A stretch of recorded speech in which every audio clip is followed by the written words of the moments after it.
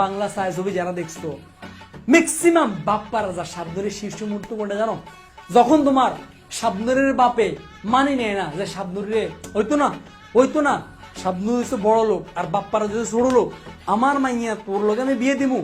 এরপরে তোমার কি করে জমিদার সাহেব চৌধুরী সাহেব বাপ্পা রাজা আজকে এভাবে গুলি করবো, তখন শাবনুর এসে কি বলে, না বাবা তুমি ওকে গুলি করো আগে আমার এই বুকে গুলি করো, কারণ তুমি যদি ওকে গুলি করো ওর বুকের মধ্যে তো আমি আছি। বাবা বাপ্পারাজের গুলি তো বুকে তো আমি শাবনুর আছি, তুমি যদি ওকে গুলি করো আমি এর আগে মারা যাব, তুমি ওকে গুলি করার আগে তুমি আগে আমাকে গুলি করো। শাবনুর এসে বলে বাবা আমাকে গুলি করো, বাপ্পারাজ বলে না না বাবা না ড্যাডি তুমি শাবনুরকে গুলি করিও না, শাবনুরের বুকে আমি বাপ্পারাজ, তুমি আগে আমাকে গুলি করো এরপরে তুমি শাবনুরকে।